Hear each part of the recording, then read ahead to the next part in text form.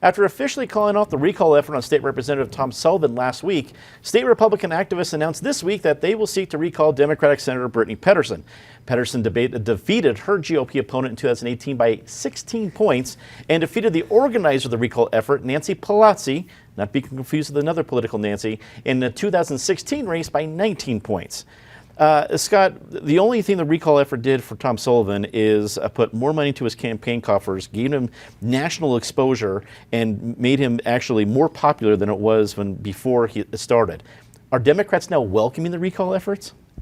Well, I don't think they're welcoming the recall efforts, but I think you're exactly right that this is a godsend. I mean, if you are a state legislative candidate who has to run every 2 or 4 years, one of your biggest challenges is motivating volunteers, building your machine, raising money, reminding voters who you are.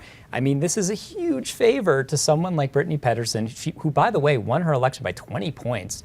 And so now, you know, what's happening right now is volunteers are going to staging areas, they're knocking on doors, they're reminding people what a great state senator Brittany Petterson is for the community. So this is just a huge head scratcher for me, and I think it's just going to help to build the Democratic infrastructure and momentum going into 2020 in a way that is just really frankly, is just a gift.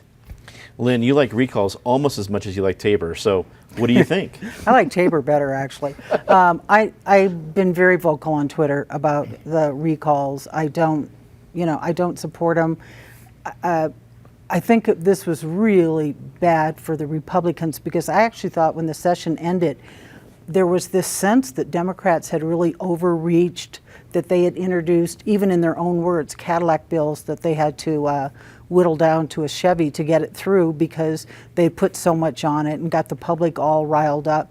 And then to turn around and do this against Tom Sullivan and Brittany is just amazing. That's like saying, we're going to make sure that nobody ever listens to Oprah Winfrey again or something. I mean, it's just so out there that I was like, what'd they do? Take a dartboard and it landed on her?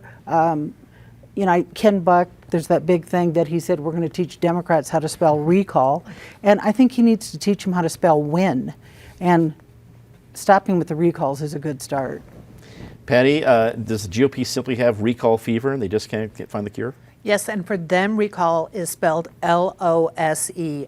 This is just not smart. I mean, Lynn's absolutely right. I don't think they just threw a dart at a board.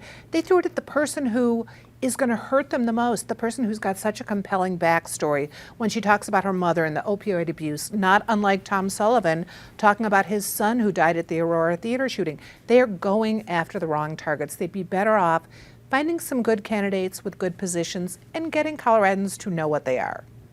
And is there a chance for a voice of reason to rise up in the Colorado GOP to say, wait, maybe we should put our resources somewhere else? I think, they haven't actually filed paperwork, if I'm not wrong on this yet. So it's almost like they're floating a trial balloon. Like, we couldn't get Sullivan, can we get Petterson? Look, I think the GOP had one realistic recall target at the end of the session, Rochelle Galindo, who then resigned after being accused of several crimes.